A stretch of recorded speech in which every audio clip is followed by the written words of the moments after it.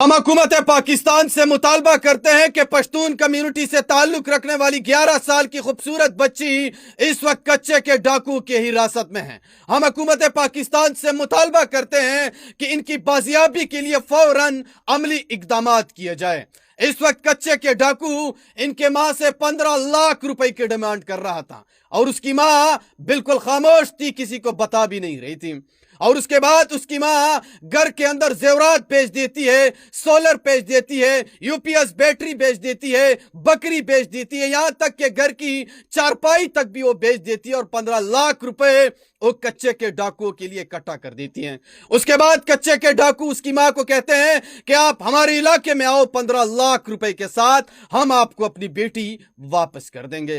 लेकिन जैसे ही पश्तून कम्युनिटी से ताल्लुक रखने वाली एक मां कच्चे के डाकू के इलाके में पहुंच जाती है तो वहां पे वो कहती है कि एक गलत नंबर से मुझे फोन मौसूल होता है कि आप यहां पे बैठ जाए, हमारा बंदा आ रहा है, उसको पैसे दे दो, कुछ टाइम के बाद आप यहां पे बैठो, आपको अपनी बेटी वापस मिल जाएगी। उसकी मां का कहना था कि एक बगैर नंबर प्लेट की गाड़ी मेरे पास आती है और वो मुझसे 15 लाख रुपए लेकर लपुचक्कर हो जाते हैं और दोबारा उसका कुछ पता ही नहीं चलता। दोबारा मुझे फोन मौसूल होता है कि अगर आपको अपनी बच्ची से प्यार है, अगर आपको अपनी बच्ची चाहिए तो इसके पीछे 30 लाख रुपए और लेके आओ। उसके बाद उसकी मां रोते हुए वापस खैबर पख्तूनख्वा पहुंचती है और तमाम तर पठानों से वो एक रिक्वेस्ट करती है, एक तमन्ना लेके आती है कि मेरे बेटी कच्चे के डाकुओं की हिरासत में है, उनके लिए कोई इकदाम उठाओ।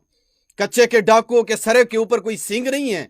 ये भी आपको क्लियरली मैं बता दूं कि कुछ टाइम पहले, 1 साल या 2 साल पहले, कच्चे के डाकुओं ने एक पठान को हिरासत में लिया था और उनकी वीडियो भी वो रिलीज कर रहा था, क्या नाम था वो बेटन्नी का।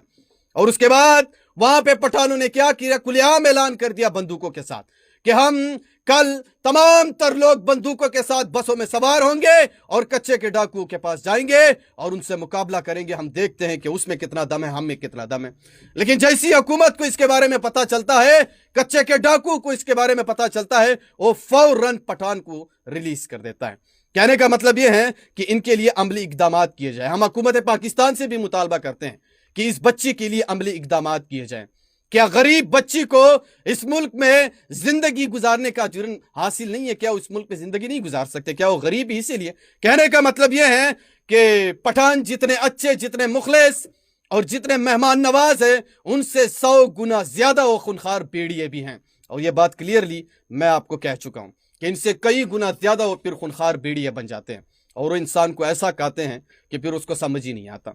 बहरहाल मैं एक बार फिर अपील करना चाहता हूं, खूबसूरत बच्ची है,